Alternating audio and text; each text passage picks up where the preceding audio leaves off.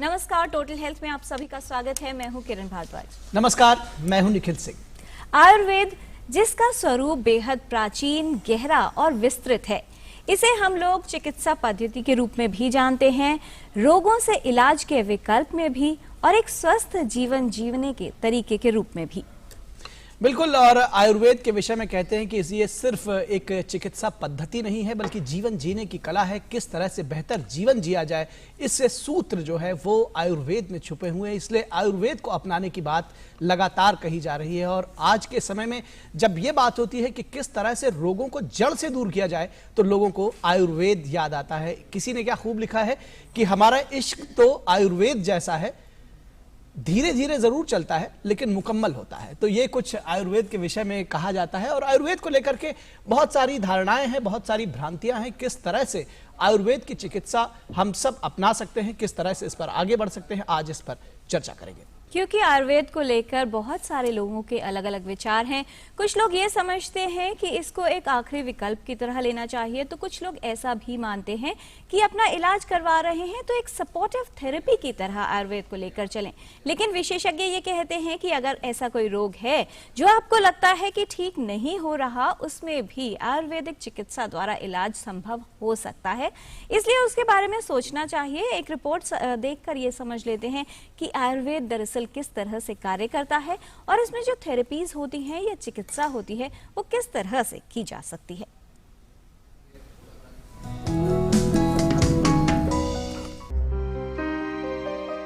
आयुर्वेद जीवन का विज्ञान है जो प्रकृति के साथ, प्रकृति के करीब रहकर जीवन जीना सिखाता है और जीवन के सभी पहलुओं को शामिल करता है। आयुर्वेद एक स्पष्ट, संक्षिप्त, सहयोगी विज्ञान है जो लोगों को अपने मन और शरीर में एक प्राकृतिक तरीके से संतुलन लाकर स्वास्थ्य प्रदान करता है। आयुर्वेद के अनुसार मानव शरीर 5 तत्वों पृथ्वी, जल, अग्नि, वायु और आकाश से बना है। इन तत्वों में असंतुलन के कारण ही मानव शरीर में रोग या समस्या उत्पन्न होती है। आयुर्वेद के अनुसार शरीर में वात, पित्त और कफ जैसे 3 मूल तत्वों के संतुलन से कोई भी बीमारी या रोग नहीं उत्पन्न होता। लेकिन जब इन तत्वों का संतुलन बिगड़ता है तो बीमारी शरीर को प्रभावित करती है। आयुर्वेद में इन्हीं तीनों तत्वों का संतुलन बनाया जाता है। साथ ही आयुर्वेद में रोग प्रतिरोधक क्षमता विकसित करने पर बल दिया जाता है ताकि किसी भी प्रकार का रोग उत्पन्न न हो सके। आयुर्वेद में विभिन्न रोगों के इलाज के लिए हर्बल उपचार, घरेलू उपचार, आयुर्वेदिक दवाओं और आहार संशोधन, मालिश व ध्यान का प्रयोग किया जाता है। आयुर्वेद में उपचार के साथ साथ जीवन जीने की कला भी सिखाई जाती है जिससे जीवन स्वस्थ और खुशहाल बन सके। आयुर्वेद के सिद्धांत क्या हैं? इसमें विभिन्न रोगों का इलाज कैसे किया जाता है, आयुर्वेद का प्रयोग कैसे किया जा सकता है और विभिन्न रोगों को ठीक करने के लिए किस तरह की प्रभावशाली तरीके इसमें मौजूद हैं, इसके विषय में जानकारी होने की आवश्यकता है। आयुर्वेद जीवन, दीर्घायु और उत्तम स्वास्थ्य में और पूरी तरह से रोग मुक्त शरीर व जीवन पाने में बेहद उपयोगी है। किरण भारद्वाज, टोटल हेल्थ।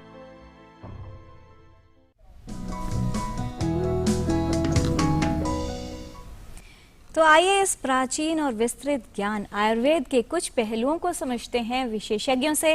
इस विषय पर विस्तार से बात करने के लिए स्टूडियो में आज उपस्थित है विशेषज्ञों का खास पैनल। तो आइए हम उनका परिचय आपसे करा देते हैं। स्टूडियो में मौजूद हैं doctor Kaushik Das Mahapatra, assistant professor Ayurveda from Tibbia college. Studio में उपस्थित हैं doctor Tanuja Nesari, director all India institute of ayurvedic sciences. और स्टूडियो में उपस्थित हैं doctor Hemant Panigrahi, he is senior research officer, central council for research in ayurvedic sciences, ministry of AYUSH. अपने सभी विशेषज्ञों का स्वागत करते हैं। और ऐसे तमाम लोग जो सोचते हैं कि आयुर्वेद का पालन करना मुश्किल है, ये जो चिकित्सा है धीरे धीरे कार्य करती है, आज का हमारा पूरा कार्यक्रम देखिए और जानिए कि ऐसे रोग जिनको एलोपैथी में भी कुछ समय लगता है ठीक होने में, उसमें बेहद कारगर तरीके से कार्य करती है आयुर्वेदिक चिकित्सा पद्धति। जी, और जानकारी की शुरुआत करते हैं आयुर्वेद के बारे में और समझते हैं कि किस तरह से ये चिकित्सा पद्धति कार्य करती है और स्वस्थ जीवन जीने के लिए इसका कितना अहम महत्व हो सकता है। डॉक्टर तनुजा नेसरी, सबसे पहले आपसे ही समझ लें, आयुर्वेद को बहुत से लोग अलग अलग रूपों में देखते हैं। कुछ लोग ये मानते हैं कि इलाज करवाना शुरू किया, रोग हो गया था, ठीक नहीं हो रहा, तो चलिए अब आयुर्वेद की ओर चलें। किस तरह से आप देखती हैं स्वस्थ जीवन जीने के लिए कितना अहम मानती हैं आयुर्वेद को? यस, बहुत ही अच्छा सवाल है। आयुर्वेद, जैसे कि आपने शुरुआत में भी कहा था, तो आयुर्वेद ए knowledge system of healthy and happy life, स्वस्थ जीवन जीने की कला आयुर्वेद सिखाता है। तो हमारे दैनंदिन खान पान से लेके, दैनंदिनी से लेके, लाइफस्टाइल से लेके, आहार विहार, आचार, सोच कैसे हो जिससे कि हम अपने बाह्य वातावरण के अनुकूल बनाएं, to create a harmony with the outside environment, ये आयुर्वेद सिखाता है। अगर अपने खान पान स्वस्थ रहा, खान पान आचार विचार अच्छा रहा, तो एक तरह से सिस्टम अच्छी रहती है, बाह्य वातावरण के अनुकूल रहती है और आदमी बीमार नहीं होता। तो it is a preventive, promotive, predictive science, जो 5P मेडिसिन कहते हैं, पार्टिसिपेटरी मेडिसिन। और अगर स्वस्थ रहने के बाद अगर आचार विचार में कोई कमी आ गई और बीमार हो गया, तो जड़ से बीमारी दूर करना, ये आयुर्वेद में हम सब समग्र चिकित्सा, जिसको होलिस्टिक मेडिसिन कहते हैं, ये आयुर्वेद है। दूसरा है, मैं आपको कहना चाहूँगी कि आयुर्वेद केवल मेडिकल साइंस नहीं, उसके भी परे है। So it has got physical, spiritual, social and psychological aspects, और वो सभी दृष्टि से हमें स्वस्थ रहता है। जी, आपने इतनी बात बताई। डॉक्टर पाणिग्राही, आपसे इससे पहले कि हम समझे इसके सिद्धांतों की बात कर रहे हैं आयुर्वेद पर और आगे चर्चा को बढ़ाएं, एक बड़ा कौतूहल रहता है लोगों के मन में कि क्या जो दादी नानी के नुस्खे हैं या जो घरेलू नुस्खे हैं और आयुर्वेद, क्या इनमें कुछ अंतर है या वही सारी चीजें हैं? वही सारी चीज है। उसको जो है वैलिडेट कर दिया गया रिसर्च के थ्रू में कि मान लीजिए तुलसी का पहले जब खांसी होता था तो तुलसी का रस एंड अदरक का रस जो है उसको पिलाते थे बच्चे गांव में। आप भी घर में देखते हैं कि जो है तुलसी एंड अदरक का जो है रस मिलाओ और पिलाओ। लेकिन आज के दिन में मिनिस्ट्री ऑफ आयुष ने रिसर्च को डेवलप कर लिया। Research of ministry of Ayush has many wings, among them इसमें क्या होता है, एक जो है टीचिंग विंग है जो कि टीचिंग करता है, एंड अनदर विंग उन्होंने सेपरेट किया गया रिसर्च के लिए, जिसमें वैलिडेट किया जाता है कि ये तुलसी का रस किस लिए काम करता है, अदरक रस में क्या चीज है, वो किस तरह की काम करता है, ताकि जो है international it was accepted. Now days लोग जो है एविडेंस बेस्ड मेडिसिन चाहते हैं, तो इसीलिए जो है आयुष मिनिस्ट्री हैज बड़ा अच्छी काम कर रहा है, रिसर्च को प्रमोट कर रहा है, टीचिंग को प्रमोट कर रहा है। तो दीज थिंग्स आर, लेकिन इसमें यह भी समझने की जरूरत है कि ये सिर्फ उन नुस्खों तक ही सीमित नहीं है, ये निषद नहीं है, ये नुस्खे तक सीमित नहीं है। इसमें डिफरेंट ब्रांचेस हो गया। आप जो है जैसे हमारे 8 अंग है, काय, बाण, ग्रह, ऊर्ध्वांग, सल्लंग, दृष्टा, जरा, ब्रुशान, 8 अंग है, जैसे डिविजन है, डिपार्टमेंट्स है। तो उसमें विविडली रिसर्च हो रहा है, टीचिंग हो रहा है, नेशनल इंस्टीट्यूट्स है, ऑल इंडिया इंस्टीट्यूट्स है, रिसर्च ऑर्गेनाइजेशंस है, सो बहुत सारी हो स्कोप हो गया। इसीलिए जो है आयुर्वेद आजकल वो नुस्खे में नहीं रह गया, सीमित नहीं रह गया जी, एंड जो है एविडेंस बेस्ड मेडिसिन हो गया ये जी। और ऐसा ज्ञान है जिसको इन डेप्थ या गहराई में जितना समझा जाए उतना ही कम है। डॉक्टर कौशिक महापात्रा, ये जो हम स्थिति देख रहे हैं आजकल की, बहुत सारी जो भाग दौड़ भरी जिंदगी है और कई ऐसे कारक हमारे साथ जुड़ गए हैं जिसमें अक्सर लोग ये सोचते हैं कि भाई तनाव भी रहेगा, जीवन ऐसा ही चलेगा और रोग भी आएंगे, तो शायद उसके सामने कहीं थक हार के बैठ जाते हैं। कौन से कारक आप देखते हैं जिनमें बदलाव किया जा सकता है और आज के समय में भी पूर्ण रूप से स्वस्थ जीवन कोई भी व्यक्ति जी सकता है? देखिए, हमारे जीवन में बहुत सारे बातें होते हैं, सुबह उठने से लेकर रात को सोने जाने तक। हम कहाँ आयुर्वेद को इसमें ला सकते हैं और आयुर्वेद के वजह से क्या क्या रोग से हम मुक्त हो सकते हैं। हम पहले अगर देखें कि मैडम ने जैसे कहा कि आयुर्वेद एक टोटल हेल्थ जैसा ही है जी। सिर्फ साइंस नहीं है, ये एक फिलॉसफी भी है, दर्शन भी है। जीवन में हर किसी में एक दर्शन फॉलो करना जरूरी है कि क्या हम चाहते हैं, क्या हमें करना चाहिए, हम कहाँ से आए हैं। अगर हम देखते हैं कि कोई भी डिजीज़ में एक्टिव इंटरफेरेंस के लिए एलोपैथी आ सकता है, होम्योपैथी आ सकता है, आयुर्वेद आ सकता है और तमाम और भी चिकित्सा पद्धति है। हम आयुर्वेद को कहाँ तक जोड़ सकते हैं, टोटल हेल्थ या होलिस्टिक हेल्थ हम बोलते हैं जी। सुबह हमें किस टाइम उठना पड़ता है, किस समय उठना चाहिए, लोग अपने काम के वजह से लाइफस्टाइल थोड़ा बदल दिए हैं, नींद खोलने का समय भी बदल गया है, पर जितना सुबह हम उठ सकते हैं उतना ही अच्छा है। आयुर्वेद में कहा गया है कि ब्राह्म मुहूर्त में उठना। जी। अगर हम उठते हैं तो क्या होगा, नहीं उठते हैं तो क्या क्या बीमारियां हो सकता है, वो एक बात होता है। उसके बाद हमें पार्ट बाय पार्ट क्या काम करना होता है कि सबसे पहले दातुन करना चाहिए, फिर थोड़ा सा वर्जिश करना चाहिए, फिर नहाना चाहिए, ये सारे बातें होते हैं। अब देखिए कि एक्टिव इंटरफेरेंस के अगर बात करते हैं कि जैसे सीजनल डिसऑर्डर्स होते हैं, खांसी जुकाम से लेके सिरोसिस ऑफ लीवर एक बहुत बड़ा जीआई डिसऑर्डर है जो ठीक होते ही नहीं है, पर वहाँ पर भी देखा गया कि लीवर के साइज धीरे धीरे ठीक हो गया है। जी। ठीक है, over the period of time 3 to 4 months लगता है। तो इवन कैंसर में भी आजकल आयुर्वेद के ऊपर काफ़ी रिसर्च हो रहा है और पेशेंट ठीक भी हो रहे हैं। तो कारण के हिसाब से अगर हम देखें जी। कि हम लोग खाने में क्या क्या लेते हैं, ज़्यादातर समय हम लोग क्या करते हैं, सुबह का खाना शाम को खाते हैं। तो इसको हम लोग आयुर्वेद के दृष्टि से बोलते हैं शीत और शुष्क आहार। इससे तमाम आयुर्वेद के जो जीआई सिस्टम के रिलेटेड डिसऑर्डर है, चाहे अर्श हो, चाहे उदर रोग हो, चाहे आम दोष हो, ये सभी इसी बीमारियों से शुरू होता है। बहुत ज़्यादा मीठा खाना, मिल्क प्रोडक्ट का बहुत ज़्यादा इस्तेमाल करना और सूखे चीज़ों का, जैसे सूखे मूली का इस्तेमाल करते हैं, आलू के चिप्स बहुत ज़्यादा हम लोग आजकल इस्तेमाल करने लगे हैं, जो भी ऐसे नूडल्स फास्ट फूड का का इस्तेमाल हम लोग करते हैं। तो इन सभी चीज़ों से बीमारियां बढ़ता है। अगर हम एलोपैथ के दृष्टिकोण से देखें, इन सभी चीज़ों में फास्फोरस की मात्रा काफ़ी होते हैं, जिसकी वजह से किडनी फेलियर तक हो सकता है। जी। और ऐसा भी देखा गया है कि कुछ बीमारियां ऐसे, कुछ खाने ऐसे होते हैं जिसमें किडनी डिजीज एकदम एक्यूट आ जाते हैं। तो लीवर डिजीज से लेके एकदम किडनी डिजीज तक बड़े बड़े प्रॉब्लम्स इसी की वजह से हो सकते हैं। इवन हार्ट प्रॉब्लम भी आ सकता है। जी। तो आयुर्वेद हर जगह पर जुड़ा हुआ है। अगर हम लोग देखेंगे कि खाने में क्या हमें लेना चाहिए, एक प्लेट में क्या क्या खाना होना चाहिए, वो आयुर्वेद ही बता सकते हैं आपको। और वो बनाना कैसे है, रेसिपी कैसे बनानी होती है, कि 3 दोष के हिसाब से हम बनाएं, कौन से प्रकृति के लिए कौन से आहार हमें देना चाहिए, ये भी आयुर्वेद के दृष्टिकोण से बताया गया है कि मुझे क्या सूट करता है। बहुत लोगों को चावल सूट नहीं करता, बहुत लोगों को रोटी सूट नहीं करता, बहुत लोगों को नॉनवेज सूट नहीं करता, बहुत लोगों को वेज भी सूट नहीं करता, गोभी सूट नहीं करता, मूली सूट नहीं करता, तो लौकी के सब्जी सूट नहीं करता। क्यों? जी। ये हमें आयुर्वेद सिखाएंगे। जी, क्योंकि शायद वही त्रिदोष है जो बहुत से रोगों के लिए जिम्मेदार होता है। डॉक्टर तनुजा, क्या कहना चाहेंगी? त्रिदोष का जिक्र आता है कि क्या कारण है रोगों का? बेसिकली जो बाह्य सृष्टि में जो पंचमहाभूत है, उनके शरीर में रिप्रेजेंटेशन त्रिदोष है। जितने शरीर में जितने भी मूवमेंट्स हैं वो सभी वात के कारण कंट्रोल होती है। जितने भी ट्रांसफॉर्मेशन, चयापचय, मेटाबॉलिज्म, डाइजेशन, वो पित्त के लिए है। और जितने भी सिंथेसिस है, अवयव का, टिश्यू का बनना, जुड़ना, ये कफ के कारण है।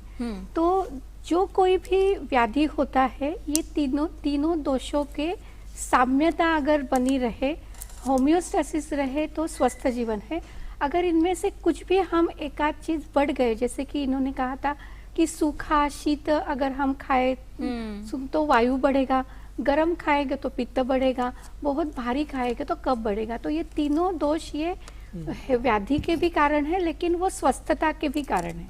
तो अगर कोई बढ़ गया तो हमें ये देखना चाहिए कि कौन सा दोष बढ़ गया और उसी को कम करने के लिए उसको निकाल के साम्यावस्था लाना, यही चिकित्सा है। यही हम खान पान, औषधि ऐसे ही देते हैं कि ये तीनों दोषों का, वात पित्त कफ, ये त्रिदोषों की साम्यावस्था रहे, यही चिकित्सा है। जी। डॉक्टर पाणिग्राही, आपसे समझना चाहेंगे, जब बात आयुर्वेद की होती है तो ये भी मन में आता है कि आखिर कौन से ऐसे रोग हैं जिनमें ये सबसे ज्यादा असरकारक हो सकता है आज के समय में, जब बहुत सारी पद्धतियां हम चिकित्सा की अपनाते हैं ऐसे समय में? देखिए, लोग आज के दिन में जो रोग का मुख्य कारण है वो टॉक्सिन्स है। वो टॉक्सिन्स क्यों प्रोड्यूस होता है? बिकॉज ऑफ विषम आसन। विषम आसन मीन्स इरेगुलर डाइट्स या फॉल्टी डाइट्स। विषम आसन, अमात्रासन एंड अध्यसन। विषम आसन मीन्स इरेगुलर डाइट पैटर्न्स। जैसे दिन में अर्ली मॉर्निंग खाना चाहिए एंड नाश्ता, फिर 12 से 1 के बीच में लंच लेना चाहिए, रात को जो है आपको खाना लेना चाहिए 9 बजे से पहले लेना चाहिए। वो जो है उस टाइम नहीं करते हैं एंड उनका डाइट पैटर्न चेंज हो जाता है बिकॉज ऑफ वो वर्क प्रेशर मल्टीनेशनल कंपनी में। तो ये हो गया। एंड अमात्रा आसन, अमात्रा आसन मीन्स मान लीजिए आपने कोई पार्टी में गए हैं, वहां कोई चीज आपको अच्छा लगा, पेट भर के खा लिए, this is improper dose. And adhyasan, adhyasan means खाना खाने के ऊपर खाना है, मतलब पहला खाना हुआ जो पचा नहीं हुआ है उसके ऊपर फिर आपने खाना खा लिए, सो ये अध्यसन है। And adhyasan, amatrasan and vishamasan and viruddhasan, another is viruddhasan. It is a very important concept in Ayurveda, viruddhasan या इनकम्पैटिबल डाइटेटिक्स। ये कॉन्सेप्ट आप दुनिया में कोई भी शास्त्र में नहीं पाएंगे जो आयुर्वेद में लिखा है विरुद्धासन का। कौन से खाना किसके साथ जोड़ के नहीं लेना है, मछली के साथ दूध नहीं लेना है, चाय के साथ जो आता है ये वो जो टी होता है, टी मिल्क वाला टी जो है ये एक विरुद्ध आहार है। तो उसमें क्या हो रहा है, हमारे बॉडी के अंदर आम प्रोड्यूस होता है, ama is endotoxins in our body and that research has proved that endotoxins has nowadays causes variety of auto immuno disorders. So इसीलिए आयुर्वेद एक शास्त्र है जिसमें जैसे समदोष, समाग्निश्च, समधातु, मलक्रिय, प्रसन्न आत्म इंद्रिय मना स्वस्थ इति विधीयते। स्वस्थ का डेफिनेशन जो है, जो कि हमारा जो जेनेवा डिक्लेरेशन है उसके WHO का डिक्लेरेशन है उसके साथ बिल्कुल मिलता है। समदोष मैडम ने बताया 3 दोष जो है समावस्था में रहना चाहिए, इक्विलिब्रियम स्टेट है, ना कि जो है आपका जो बात बढ़ गया ना पीत बढ़े, इक्विलिब्रियम। समदोष, समाग्निश्च, अग्नि means here digestion and metabolism. Digestion तो आपको खाना हो रहा है, आप देखेंगे कुछ लोग थोड़ा सा खाते हैं मोटा हो जाते हैं, उनमें उनका जो है डाइजेशन तो ठीक है लेकिन उनका मेटाबॉलिज्म ठीक नहीं है। तो agni means here digestion and metabolism. समदोष, समाग्निश्च, समधातु, एज ए रिजल्ट हमारे बॉडी के अंदर प्रोड्यूस हुआ रस, रक्त, मांस, मेद जो सप्त धातु है वो समावस्था में रहना चाहिए, समधातु। उसके साथ साथ मल क्रिय, एक्सक्रिएशन ऑफ द एक्सक्रिएटाज। सो मल जो है ओनली यहाँ पे जो है स्टूल से नहीं होता है, stool, urine and sweat also, and these are the मल्सेस, वो प्रॉपर एक्सक्रिएट होना चाहिए। उसके साथ साथ प्रसन्न रहेगा, हैप्पी रहेगा, क्या प्रसन्न आत्मा, इंद्रिय एंड मन। जब ये तीनों मन रहता है तब इसको सुस्त बोलते हैं। एंड आयुर्वेद ये इसी के ऊपर बेस्ड है। आयुर्वेद जो है preventive aspect and curative aspect. Ayurveda जो है पहले लिखा है रोग कैसे उत्पन्न ना हो, वो शास्त्र में ज्यादा प्रिवेंटिव एस्पेक्ट ज्यादा है। उसके बाद अगर रोग होता है उसके लिए क्या किया। एंड अनदर कॉन्सेप्ट आयुर्वेद में है जो कि कोई शास्त्र में नहीं है, पथ्य एंड अपथ्यस। आयुर्वेद में लिखा गया है पथ्य सति गदार्थस्य किम औषध निसेवनम, पथ्य असति गदार्थस्य किम औषध निसेवनम। इसका मतलब ये है, मैं लेमन टर्म से समझा देता हूँ। अगर आप पथ्य में रहते हैं या प्रॉपर डाइट जो पथ्य लिखा गया है जो डिजीज के अनुसार अगर रहते हैं उसके लिए भी पथ्य का मतलब डाइट है, परहेज जो है, अगर प्रॉपर परहेज में रहते हैं उसके लिए भी मेडिसिन लेने की जरूरत नहीं है। अगर अपथ्य में रहते हैं, परहेज ना करते हैं तो भी उसके लिए मेडिसिन लेने की कोई जरूरत नहीं, क्योंकि मेडिसिन काम ही नहीं करेगा। ये जो है आयुर्वेद ये सब सिखाता है। जैसे मैडम ने बोले एंड डॉक्टर साहब ने बोले, सारे लोग ने बोले, आयुर्वेद एक कंप्लीट शास्त्र है, complete social, psychological and physical, mental, ये दोनों को जो है ये देखता है। तो सभी जो रूप हैं, सभी जो तत्व हैं उनको साथ लेके चलता है आयुर्वेद। डॉक्टर नेसरी, एक हमारे पास ईमेल आ गया है, वी सेन जी हैं, वो ये जानना चाह रहे हैं क्या ब्लड प्रेशर के लिए, उच्च रक्तचाप के लिए आयुर्वेद में कोई इलाज है। हम इसके साथ साथ आपसे ये पूछ लें, स्ट्रेंथ की अगर बात करते हैं, कौन से ऐसे रोग हैं जिनमें बहुत प्रभावशाली आप रूप में देखती हैं आयुर्वेदिक चिकित्सा को, जिसमें बचाव भी शामिल हो और क्यूरेटिव एस्पेक्ट की जो बात थी कि इलाज भी शामिल हो। बिल्कुल बिल्कुल। आपका जो सिंह साहब के जो आपका पहला सवाल था, उसके लिए उच्च रक्तदाब जिसको ब्लड प्रेशर है, उसके लिए सबसे पहले तो हम किसके कारण हुआ वो देखना चाहिए। लेकिन अगर एथेरोस्क्लेरोसिस, वाहिनियों का अंदर का ल्यूमेन कम हो गया, उसके कारण हो गया, कोलेस्टेरॉल और मोटापे के कारण अगर हो गया है, तो उसके लिए वो जो मूल हेतु है वो कम करना बहुत जरूरी है। लेकिन उच्च रक्तदाब के लिए आयुर्वेद में जो जटामांसी, ब्राह्मी, जिसके चाय हम लेते हैं ना, फांड जिसको कहते हैं, जी, तो वो ब्राह्मी का और जटामांसी जो वनस्पति है उसका अगर चाय रात को ले लें तो ब्लड प्रेशर कम होते हैं। वैसे ही अर्जुन, अश्वगंधा, ये सभी वनौषधियाँ है जिससे ब्लड प्रेशर कम होता है।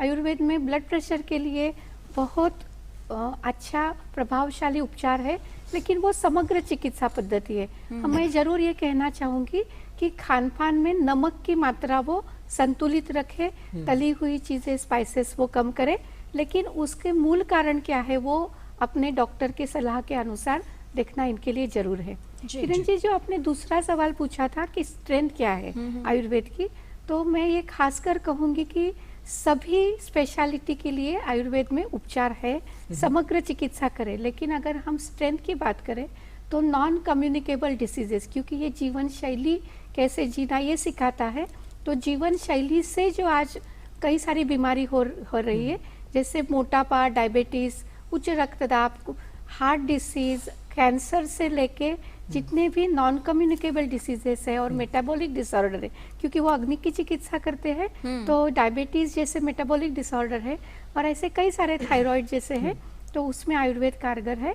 और एक सबसे बड़ी बात कि जो स्ट्रेस रिलेटेड डिसऑर्डर है, मानस का स्वास्थ्य अच्छा रखता है, तो मानस रोग के लिए, स्ट्रेस डिसऑर्डर के लिए भी ये बहुत अच्छा है। स्किन के लिए डर्मेटोलॉजिकल ऑल डिसऑर्डर्स ये बहुत अच्छा है। जी बिल्कुल। आप कुछ जोड़ना चाह रहे थे? हाँ, मैं बोलना चाह रहा हूँ कि आयुर्वेद में एक चिकित्सा है मर्म चिकित्सा, जो बहुत ही कम जगह पर प्रैक्टिस किया जाता है, पर ये बहुत अच्छा है। ब्लड प्रेशर की जहाँ तक सिंह साहब ने शिकायत कर रहे हैं कि उसमें सबसे अच्छा है ये वाला छोटे उंगली जो है, इसके नाखून के ऊपर बस 30 सेकंड तक उसको मल दे, पहले बीपी चेक कर ले और 30 सेकंड बाद फिर से बीपी चेक करे। देखना काफी हद तक सिस्टोलिक ब्लड प्रेशर 20 तक नीचे आ जाता है और डायस्टोलिक ब्लड प्रेशर 10 तक आ जाता है। जी।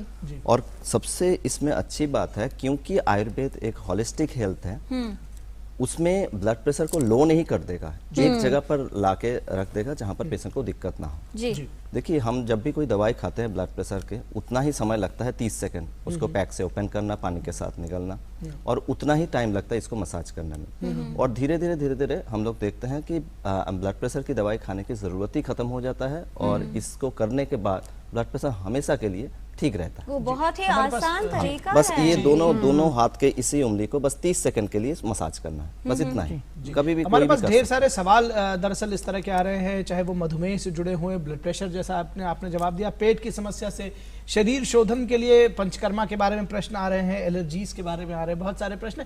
आपने अभी जो एक्सक्रीशन की बात कही, जो एनोरेक्टल डिजीजेज होती हैं, उनमें कितना कारगर है आयुर्वेद, और किस तरह से इसकी चिकित्सा आगे बढ़ाते हैं आप? आयुर्वेद में इसके लिए मैं तो बोलूंगा कि आयुर्वेद ही इसके लिए प्रधान चिकित्सा है।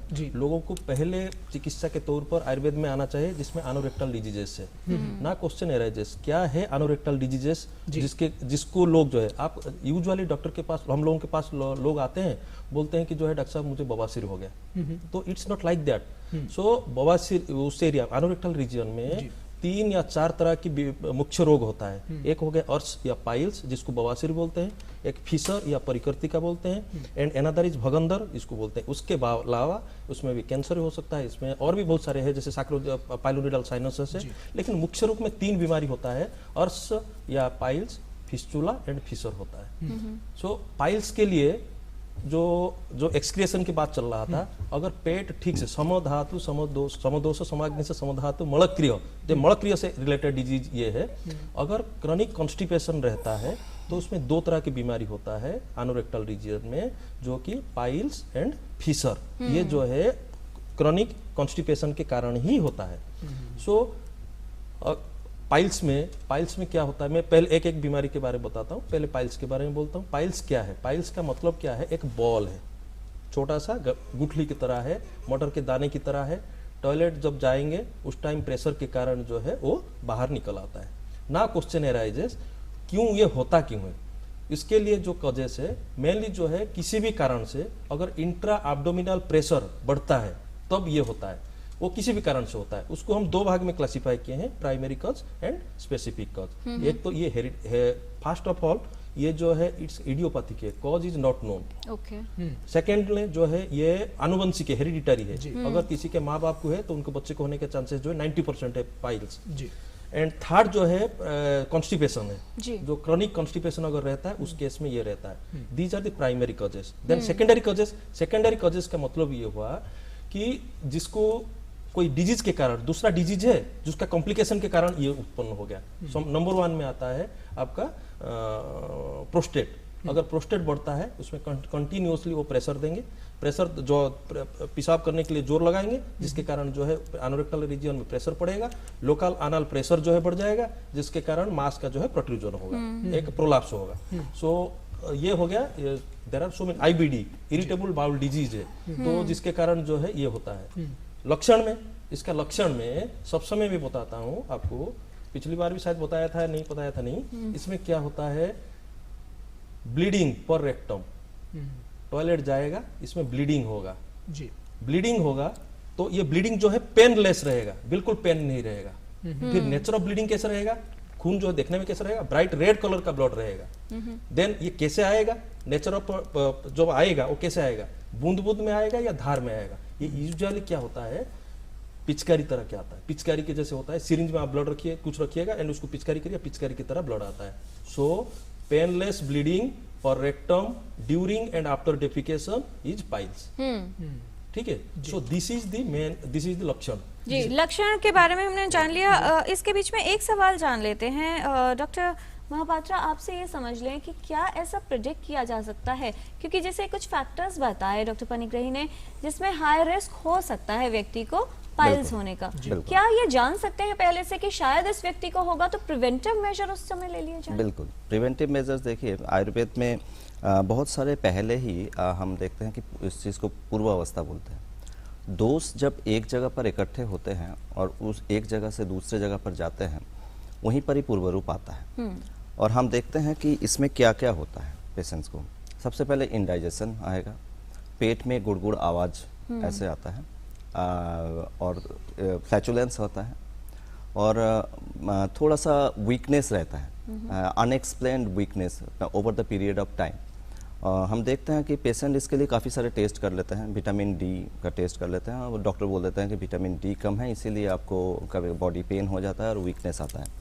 हो सकता है। आजकल बहुत सारे घरों में सूरज की रोशनी कम आते हैं, लोग सुबह का सूरज की रोशनी लेते भी नहीं है, इसके वजह से विटामिन डी होता है। पर द अदर पार्ट कि हमें इंडाइजेशन भी हो रहा है और कभी कभी स्टूल पास करने जाते हैं तो a sense of incomplete evacuation, बार बार जाना पड़ रहा है, ये रोग का एक पूर्व अवस्था है। और इसके पीछे बहुत सारे कारण होते हैं, जैसे हम लोगों ने कारण के बारे में बताया था कि सूखे चीज़ों को लेना, बहुत ज़्यादा मीठा खाना, बहुत ज़्यादा मिल्क प्रोडक्ट का लेना, बासी खाना खाना, ये सारे बातें होता है। पानी ठीक से नहीं पीना, और सुबह सुबह आप देखना बहुत लोग गर्म पानी पी लेते हैं पेट साफ करने के लिए, पर ये बिल्कुल अच्छी बात नहीं है।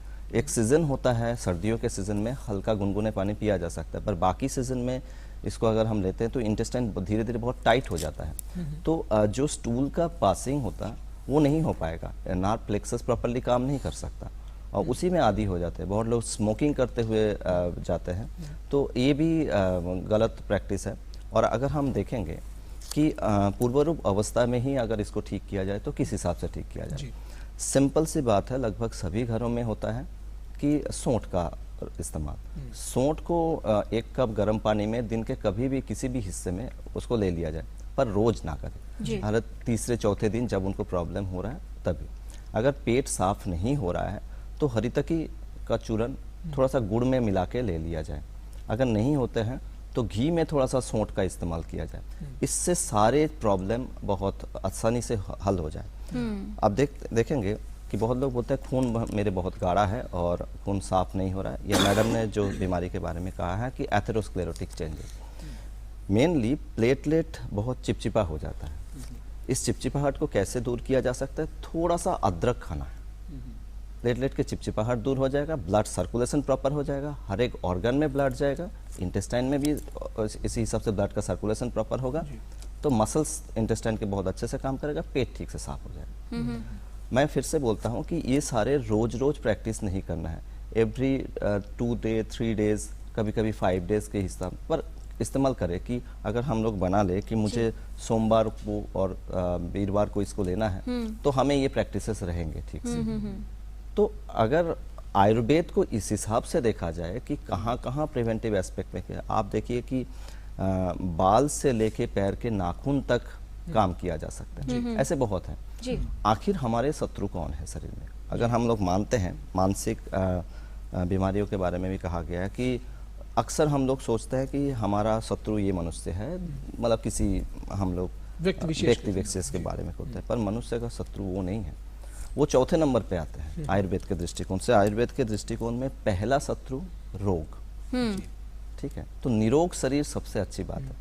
रोग को प्राथमिक अवस्था में ही अगर हम लोग ठीक नहीं करते हैं, चरक संहिता में कहा गया है, वो बाद में बाढ़ में जब हम बांध देते हैं वो वाली हालत आ जाता है। रोगों का डायग्नोसिस, इवन फर्स्ट स्टेज में जो इंडाइजेशन हो रहा है उसके कारण क्या है, उसको ठीक कैसे किया जा सकता है, और अगर हम ठीक नहीं करते हैं उसका बहुत आगे जाके क्या होता है। तो जरूरी ये है कि जो शत्रु है उसको पहले पहचान लिया जाए। जैसे सर ने एक बीमारी के बारे में कहा है आईबीएस। आईबीएस में एलोपैथी में भी ट्रीटमेंट बहुत स्कोप बहुत कम है, पर आईबीएस से पहले थोड़ा सा इंडाइजेशन होता है, कुछ दिनों तक रहता है, हम लोग उसको नेग्लेक्ट कर जाते हैं।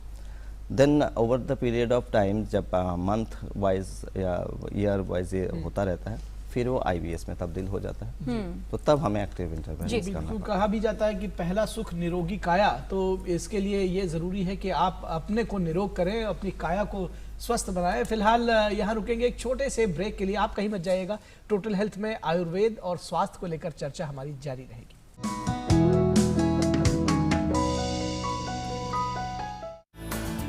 ये बच्चे यहाँ मार्शल आर्ट्स की ट्रेनिंग ले रहे हैं केंद्रीय विद्यालय के एक अहम एक्शन प्लान के तहत, कि अगर कोई इंसान गलत नीयत से उनकी तरफ आ रहा है तो कैसे उसकी नीयत को भांपें और कैसे उसके चंगुल से खुद को छुड़ाएं। हैदराबाद के युवा ख्वाजा मोहिद्दीन ने समाज सेवा के लिए लाखों रुपए की कॉर्पोरेट नौकरी छोड़ भूखे और अनाथ बच्चों को भोजन कराया, तो उन्हें एक रूहानी सुकून मिला और फिर वे इंसानियत की इस राह पर ही चल निकले।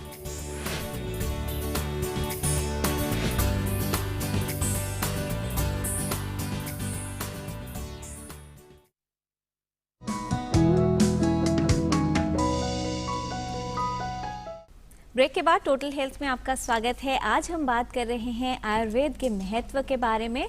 हमारे स्वास्थ्य के लिए कितना महत्वपूर्ण है आयुर्वेद जान रहे हैं विशेषज्ञों से। फिलहाल एक कॉलर है हमारे साथ फोन लाइन पर, हरबंश जी हैं जिन्होंने कॉल किया है। स्वागत है आपका, सवाल पूछिए।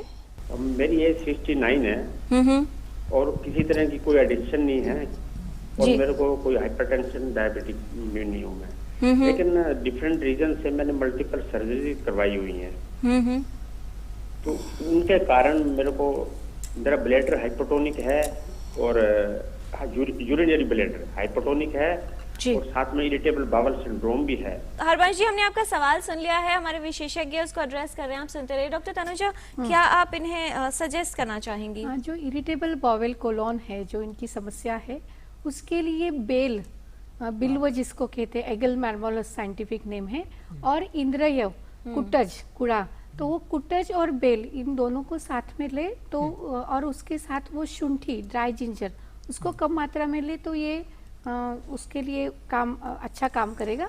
और उनकी मतलब उनकी जो भूख है, अग्नि है, उसकी वो अच्छा रहना चाहिए, वो देखना चाहिए। और जो उसका जो टोन है, उनको जो ब्लैडर की जो उन्होंने समस्या कही, उसके लिए भी ये काम करेगा।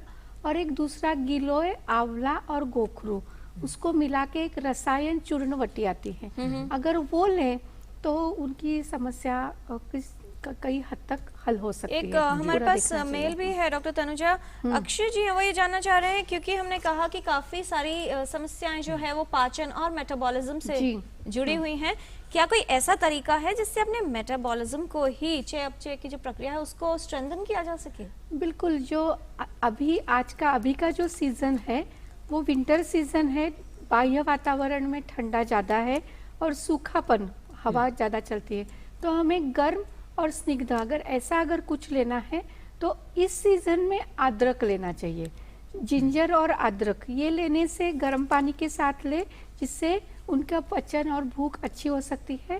त्रिकटु, शुंठी, मिरी और पिपली, इन तीनों का कॉम्बिनेशन अगर हनी के साथ ले तो भी सुबह शाम खाने से पहले ले तो अच्छा होता है। आयुर्वेद में ये कहा है लवण आर्द्रक भुंजितम, जैसे भोजन आर्द्रे सदा पथ्यम लवण आर्द्रक भुंजितम।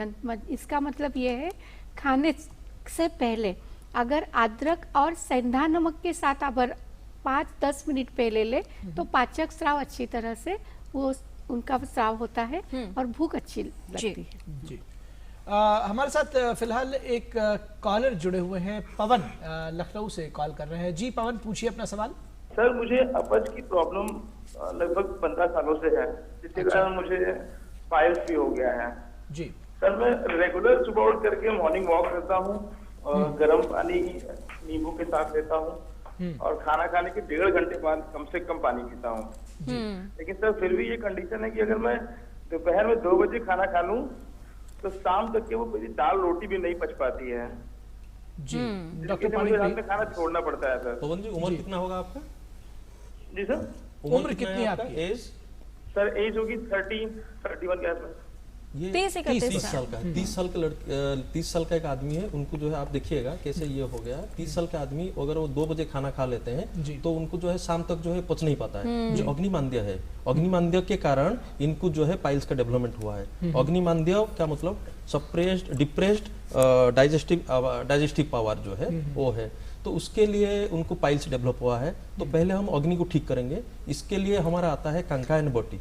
कंकायन बोटी आता है, 2 गोली सुबह 2 गोली शाम को खाना खाने के बाद सादा गुनगुने पानी के साथ लेंगे कंकायन बोटी। जी एक आता है अभयारिष्ट आता है। अभयारिष्ट 3 चम्मच सुबह 3 चम्मच शाम को सादा पानी के साथ लीजिएगा। एंड त्रिफला चूर्ण रात को लेना है। अगर त्रिफला चूर्ण 6 ग्राम लेना है रात को। अगर त्रिफला चूर्ण से नहीं ले रहा है, थोड़ा सा और स्ट्रॉन्ग ले सकते हैं। पंचशक्कर आता है, 60 शक्कर चूर्ण आता है, या तो कुछ आता है। लेकिन मैं तो यही बोलूंगा कि उनको जो है ओनली जो है त्रिफला चूर्ण जो है रात को 6 ग्राम लेके गुनगुने पानी में सो जाइएगा। धीरे धीरे उनका, जब तक उनका अग्नि ठीक नहीं होगा, जब तक उनका डाइजेशन पावर ठीक नहीं होगा, तब तक ये ठीक नहीं हो पाएंगे। एंड भुना हुआ जीरा, एक जीरा आता है हमारा जी, सफेद जीरा। सफेद जीरा को थोड़ा सा फ्राई करके रखिएगा, उसको पाउडर करके एयर टाइट जार में रखिएगा। 1 चम्मच एम्प्टी स्टोमक में लीजिएगा गुनगुने पानी के साथ। उसके साथ बहुत सारे मेडिसिन हमारे पास है। उनको नियरेस्ट कोई अगर ये कहाँ से थे? लखनऊ से थे। लखनऊ में बहुत सारे इंस्टीट्यूट है, वहाँ पे अगर इंस्टीट्यूशनली क्वालिफाइड डॉक्टर्स के पास जाइएगा। अगर वहाँ नहीं होता है, आप दिल्ली में आइएगा, हम जो है इसका इलाज करेंगे। एंड इसका इलाज 100% है। और आयुर्वेद एक्सपर्ट से अगर परामर्श लिया जाए तो हो सकता है 100% है। जी डॉक्टर महापात्र, सवाल मेरे जहन में आ रहा है, जब बहुत सारी बातें आ रही है और इस तरह के मेल्स भी आ रहे हैं कि जब हम बहुत सारी दवाएं बताई जा रही हैं, मतलब जो एक तरह से बताया जा रहा है कि क्या चीज़ ले सकते हैं। एक सवाल ये भी है कि क्या आयुर्वेदिक जो ड्रग्स हैं वो टॉक्सिक हो सकती हैं, और क्या ये क्लिनिकल ट्रायल्स हैं उन पर खरी उतरी हैं? हाँ।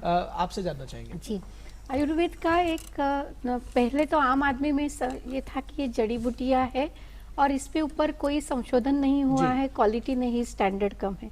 ऐसा नहीं है।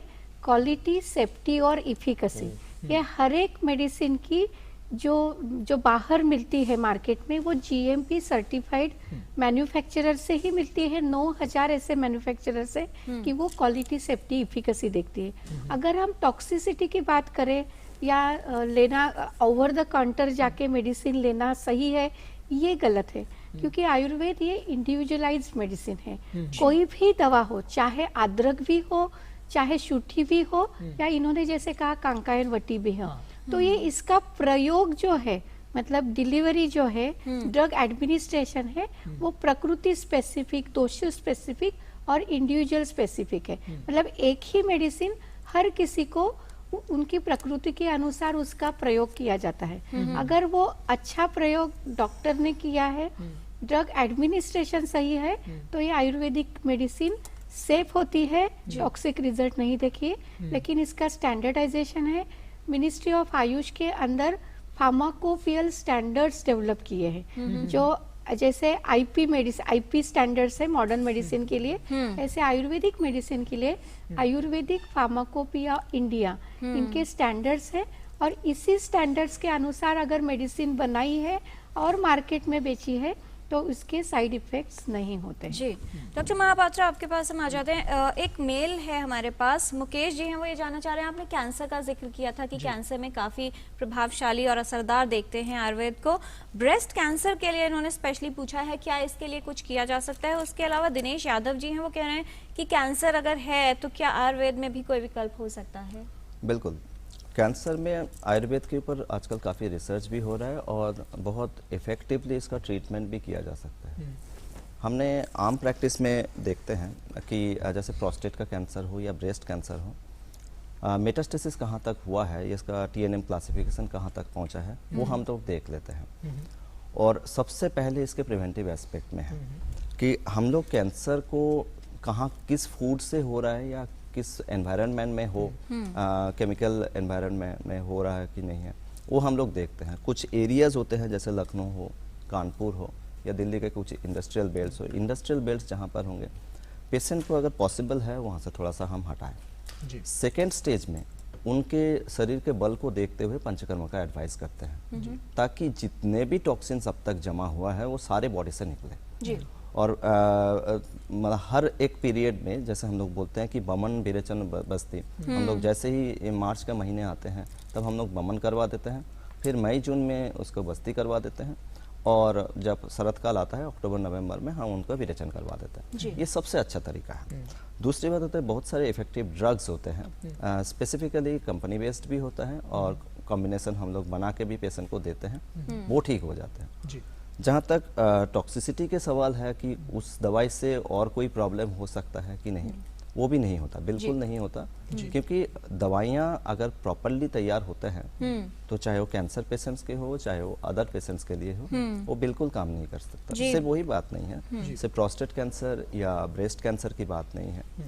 हम ये सलाह देंगे पेशेंट को, ऐसा किसी कैंसर हुआ है तो आसपास आयुर्वेदिक हॉस्पिटल जहाँ भी हो उनसे जाके मिले, कोई ना कोई रास्ता जरूर होगा जो जिससे पेशेंट बिल्कुल ठीक हो जाएंगे।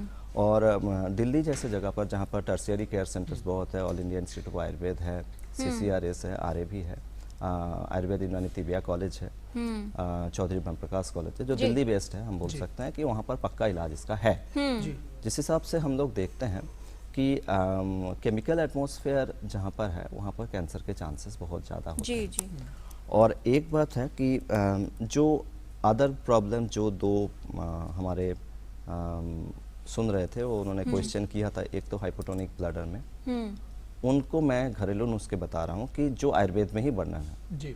1 चम्मच शहद और 1 चम्मच पानी रात को सोते समय ले लें। उसमें देखना कि 2 महीने के अंदर हाइपोटोनिक ब्लडर बिल्कुल ठीक हो जाता है, बिल्कुल।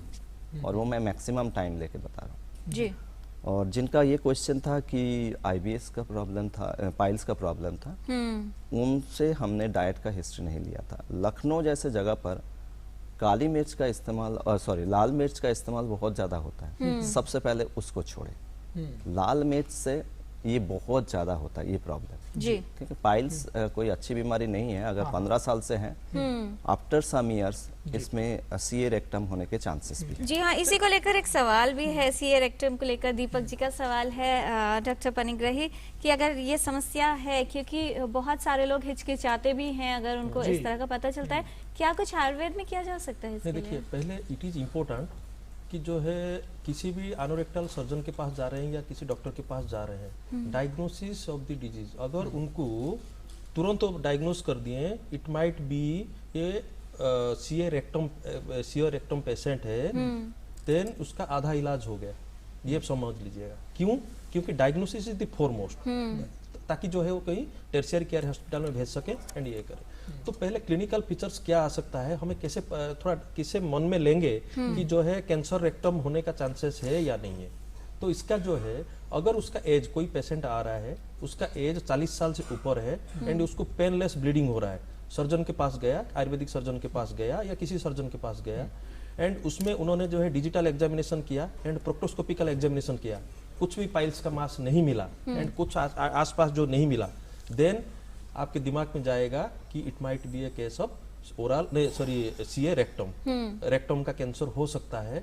एंड फिर उसका आप हिस्ट्री लीजिएगा कि वो ब्लीडिंग कैसे आ रहा है, ना ब्लीडिंग आ रहा है, देन ब्लीडिंग कैसे आ रहा है, पेनलेस हो रहा है, एंड लेटर स्टेज में ये पेनफुल हो जाएगा। तो फर्स्ट है एज है एंड आपने उसको ब्लीडिंग हो रहा है, एंड उसके बाद आपने देखा कि जो है बाउल हैबिट्स उसका जो है चेंज हो गया, वो रेगुलरली बाउल पेट साफ होता था उसका हठात जो है उसको लूज मोशन होने लगे, डायरिया होने लग गया, या तो कॉन्स्टिपेशन होने लग गया, बाउल हैबिट उसका चेंज हो गया। एंड फोर्थ चीज ये है कि उसके अंदर जो है जो स्टूल आता है वो टेपर होके आ रहा है, मतलब स्टूल बोलोस होके आता है लेकिन वो टेप होके आ गया, टेप शेप में हो गया। इसका मतलब कोई मास है तो जिसके कारण ये बन के आ रहा है, वहां से जो स्टूल आता है वो बन के आ रहा है। उस कंडीशन में उसको जो है कोलोनोस्कोपी करने के लिए हम सजेस्ट करते हैं, क्योंकि कोलोन तक जाके कोलोनोस्कोपी करना होता है। कोलोनोस्कोपी करने के बाद अगर स्टेज 1 में है, फर्स्ट स्टेज में है, तो आयुर्वेदिक ट्रीटमेंट में ये क्योर हो सकता है। अगर स्टेज 2 या स्टेज 3 को चला गया तो ये आयुर्वेद में ट्रीट नहीं हो सकता है। उस कंडीशन में हम क्या करते हैं, बोलते हैं कि केमोथेरापी, रेडियोथेरापी आप लो, लेने के बाद दोबारा कैसे रिकरेंस नहीं होगा, उस कंडीशन में आप आयुर्वेद के पास आओ। एलोंग विथ एलोपैथिक दवाई आपको आयुर्वेदिक दवाई लेना होगा, जिसके जो है केमोथेरापी एंड रेडियोथेरापी का जो साइड इफेक्ट वो नहीं रहेगा, and quality of life maintain रहेगा, and prevention of the disease रहेगा। तो इस कंडीशन में मैं नहीं बोलूंगा कि जो है second stage and third stage cancer में आयुर्वेद में कैंसर का जो इलाज है, हम नहीं बोलूंगा ये।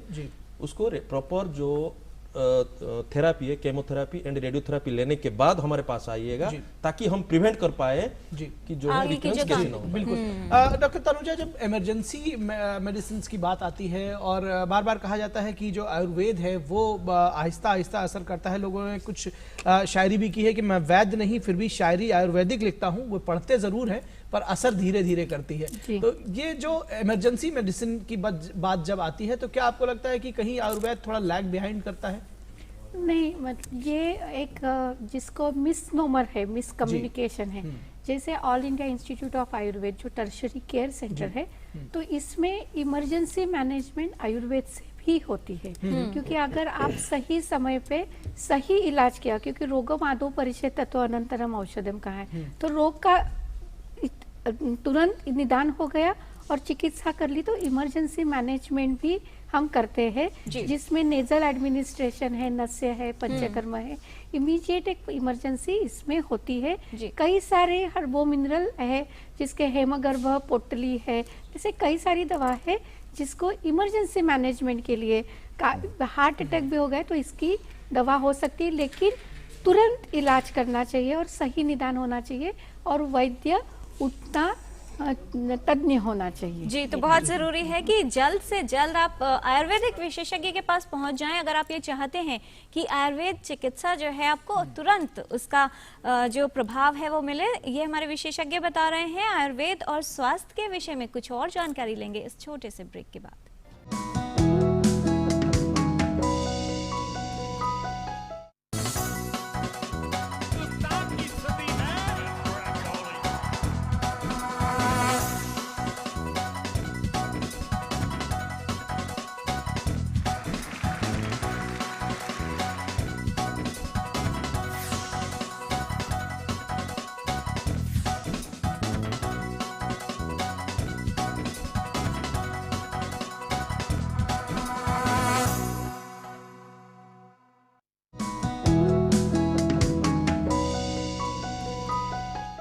ब्रेक के बाद एक बार फिर आप सभी का स्वागत है और टोटल हेल्थ में हम आज चर्चा कर रहे हैं आयुर्वेद और स्वास्थ्य पर। और फिलहाल कार्यक्रम में समय हो गया है सेगमेंट हेल्थ पहेली का। एपिसोड 794 में हमने आपसे सवाल किया था कि HIV एड्स के संक्रमण का खतरा इनमें से किससे बढ़ता है। आप किससे बढ़ता है? 5 ऑप्शंस आपके पास थे। सही जवाब ऑप्शन डी, असुरक्षित यौन संबंध से HIV एड्स के संक्रमण का खतरा हो सकता है। कौन बने हैं इस पहेली के लकी विजेता, ये भी आपको बताएंगे। उससे पहले देखते हैं क्या सवाल है आज की हेल्थ पहेली में।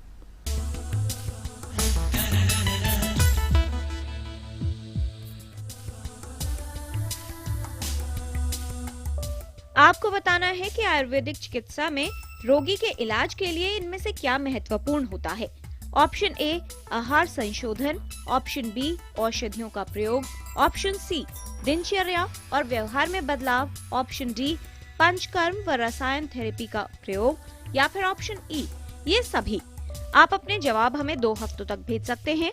हमारा पता है total health, DD news, room number 505, tower B, Doordarshan Bhavan, Mandi house, Copernicus Marg, New Delhi 110001, या ईमेल कर सकते हैं totalhealth@gmail.com पर।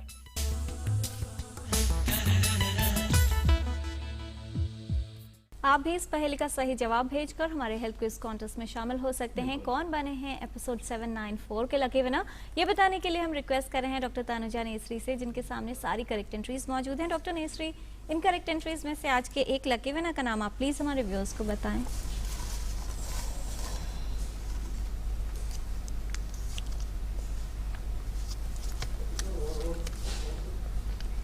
लकी विनर है प्रिया भटनागर, ये है रामपुर से। प्रिया जी बहुत बधाई, आप बन गई हैं एपिसोड 794 की लकी विनर। अब कुछ महत्वपूर्ण जानकारी और ले लेते हैं रैपिड फायर क्वेश्चंस राउंड के माध्यम से। पहला सवाल डॉक्टर महापात्रा आपसे, आयुर्वेद क्या सिर्फ उन लोगों के लिए ही चिकित्सा का विकल्प है जिनके पास अन्य चिकित्सा सुविधाएं नहीं होती हैं? नहीं, बिल्कुल नहीं। आयुर्वेद किसी भी रोग में काम कर सकता है। डॉक्टर तनुजा, आयुर्वेद रोगों से बचाव में ही अधिक प्रभावशाली है? Prevention is a strength of Ayurveda, लेकिन चिकित्सा के लिए ही उतना ही कारगर है जितना प्रिवेंटिव के लिए है। डॉक्टर पनिग्रही, कुछ लोग ये मानते हैं कि आयुर्वेदिक नुस्खे या औषधियों का वैज्ञानिक प्रमाण नहीं होता, क्या कहेंगे आप? इसका प्रामाणिक है, एविडेंस बेस्ड क्लिनिकल रिसर्च है एंड विद एपेक्स इंस्टीट्यूट्स हमारा क्लिनिकल रिसर्च भी हो रहा है। उसके बाद ड्रग डेवलपमेंट हो रहा है, आयुष मिनिस्ट्री सब करवा रहा है। क्या आयुर्वेद में रोग की पहचान के लिए जांच की आवश्यकता नहीं होती डॉक्टर महापात्रा? नहीं, बिल्कुल होती है। डॉक्टर तनुजा, क्या आयुर्वेदिक थेरेपी कोई निरोगी या स्वस्थ व्यक्ति भी करवा सकता है? बिल्कुल, आयुर्वेद की थेरेपी स्वस्थ व्यक्ति स्वस्थ रहने के लिए कर सकता है। डॉक्टर पाणिग्रही, कुशल वैद्य को ढूंढना बेहद मुश्किल होता है, क्या ऐसा है? नहीं, मिल जाते हैं आजकल, लेकिन कुशल वैद्य तो पर्सन टू वेरी करता है, पर्सन टू पर्सन। जी, ये प्रकृति के अनुसार चिकित्सा देख के वो चिकित्सा करेंगे। कुशल वैद्य मिलते हैं बहुत सारे। जी डॉक्टर महापात्रा, सर्दियों का मौसम है, ऐसे में अपने इम्यूनिटी या रोग प्रतिरोधक क्षमता को मजबूत बनाने के लिए क्या कर सकते हैं? सोंठ के साथ गुड़ का इस्तेमाल। डॉक्टर तनुजा, आयुर्वेदिक दवाएं बिना विशेषज्ञ के परामर्श की ली जा सकती हैं? आयुर्वेद की जो स्वस्थ रहने की जो आहार आचार विचार ये स्वस्थ ले सकता है, लेकिन आयुर्वेद की दवा बिना वैद्यकीय सलाह से लेना सही नहीं है, उसको वैद्यकीय परामर्श से ही लेना चाहिए। डॉक्टर पनिग्रही, क्या एनोरेक्टल डिजीजेस, पाइल्स, फिशर और फिस्टुला के लक्षण एक जैसे ही होते हैं? नहीं, अलग अलग है। आयुर्वेदिक चिकित्सा में आहार का महत्व है या नहीं डॉक्टर महापात्रा? बिल्कुल महत्व है इसका, क्योंकि आहार के बिना हम कुछ भी नहीं कर सकते। जोड़ों का दर्द अगर हो डॉक्टर तनुजा, उसके लिए क्या कुछ किया जा सकता है? इंस्टेंट रिलीफ, पेन रिलीफ की बात करें तो? पेन रिलीफ के लिए आप अभ्यंग कर सकते हैं, लेकिन सोंठ है, जिंजर, अश्वगंधा, उसको अगर आप साथ में ले तो जोड़ों का दर्द कम होता है। डॉक्टर पाणिग्रही, क्षार सूत्र का प्रयोग किस रोग के इलाज में किया जाता है? भगन दर्द, फिस्टुला नैनो पेशेंट में क्षार सूत्र का मैंने देखा, नाड़ी ब्लड में भी किया जाता है, जैसे पाइलोनिडल साइनस भी बोलते हैं। डॉक्टर महापात्रा, जो लोग धूम्रपान करते हैं, चाय या शराब पीते हैं, उनके अंदर आयुर्वेदिक औषधियां असर उतना अच्छा नहीं करती हैं, क्या ये सही है? सही है। डॉक्टर तनुजा, आयुर्वेद में इलाज के नुस्खे जो हैं वो हर वैद्य के अपने अलग अलग होते हैं, क्या ऐसा है? नहीं, आयुर्वेद जो तत्व शास्त्र व्यवहार है, तत्व तो एक ही है, व्यवहार हर वैद्य नहीं, हर देश, हर बोली, हर वातावरण के अनुसार व्यवहार अलग होता है, प्रैक्टिस अलग होती है, इसीलिए नुस्खे अलग अलग होती है, लेकिन जो प्रिंसिपल है वो एक होता है। डॉक्टर पनिग्रही, क्या क्षार सूत्र की जो प्रक्रिया है वो काफी जटिल होती है और काफी समय लगता है? नहीं, इसमें ये बहुत इजी है एंड इजीली हो सकता है, बट इसमें जो क्योर का टाइमिंग जो है, टाइम पीरियड जो है थोड़ा ज्यादा लगता है। जी डॉक्टर महापात्रा, आयुर्वेदिक दवाओं की क्या एक्सपायरी डेट नहीं होती? नहीं होती है। डॉक्टर तनुजा, आयुर्वेद में सिर्फ क्या हर्बल दवाएं ही शामिल होती हैं?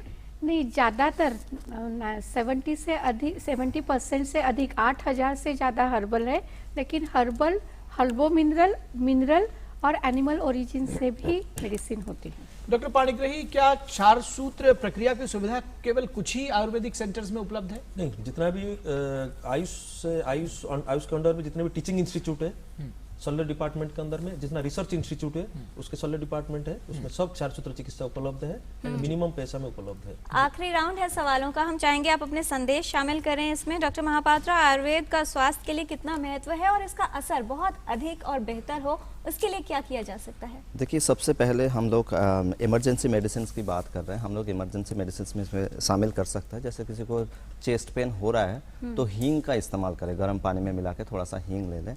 किसी को अगर हेडेक हो रहा है तो नींबू के रस को थोड़ा सा सिर पे लगा लें। अगर किसी को पेन एब्डोमेन हो रहा है तो दही के ऊपर वाला पानी थोड़ा सा पी लें, 1 चम्मच पानी ही काफ़ी है। किसी को अचानक से जोड़ों का दर्द शुरू हो गया तो सौंठ का इस्तेमाल करें, और कॉन्स्टिपेशन या उससे रिलेटेड हो तो हरितकी का इस्तेमाल करें। तो इमरजेंसी मेडिसिन में ये बिल्कुल काम कारगर है। और साथ में मैं 2 चीज़ और बताऊंगा। रत्न का धारण जो जेमोलॉजी की बात करते हैं वो आयुर्वेद में बहुत अच्छी तरह से बताया गया है। हम लोग बहुत सारे जगह पर देखते हैं कि पेशेंट कुछ ऐसे रत्न पहन के पहले से आते हैं, बीमारी ऐसे हैं जो उसके वो रत्न सूट नहीं करता।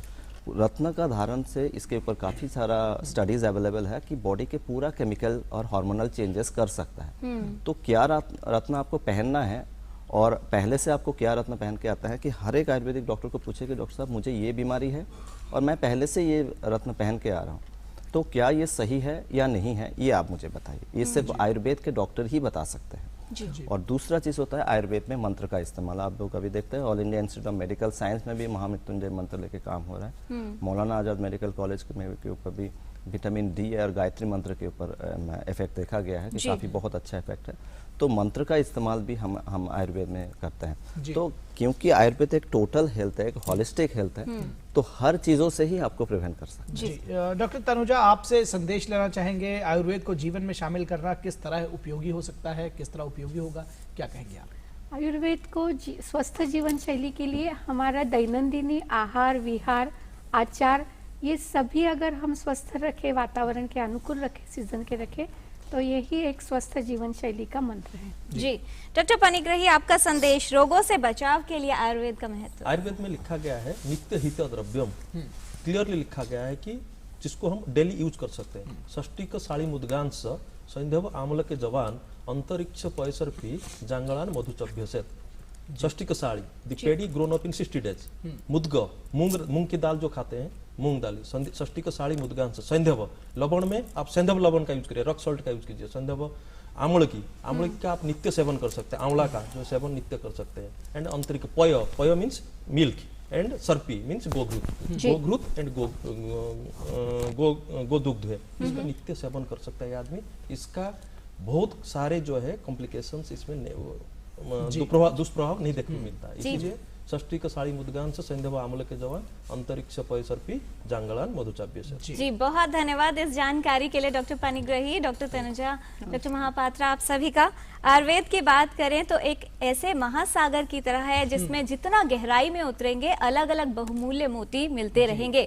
तो आप स्वस्थ रहने के लिए और रोगों से बचाव के लिए तो इसका उपयोग कर ही सकते हैं, लेकिन अगर कोई रोग हो गया है तब भी एक अच्छे आयुर्वेदिक आचार्य के पास या वैद्य के पास जाइए और उस रोग का इलाज आप पूरी तरह से करवा सकते हैं। बिल्कुल, तो आयुर्वेद अपनाइए, इसलिए नहीं कि ये प्राचीन है और ऋषि कथन है, बल्कि इसलिए भी क्योंकि ये वैज्ञानिक है और परीक्षित है, इसके बारे में प्रूव्ड है। जो थ्योरीज है इसकी, सभी सुखी रहें और सभी निरोगी रहें, इस सूत्र के साथ और इस ध्येय वाक्य के साथ हम आपको छोड़े जाते हैं। अगले हफ्ते फिर हम एक नए विषय के साथ आपके साथ फिर जुड़ेंगे और कई सारे विषयों पर बातचीत करेंगे। इस कार्यक्रम में शामिल होने के लिए बहुत शुक्रिया। नमस्कार। नमस्कार।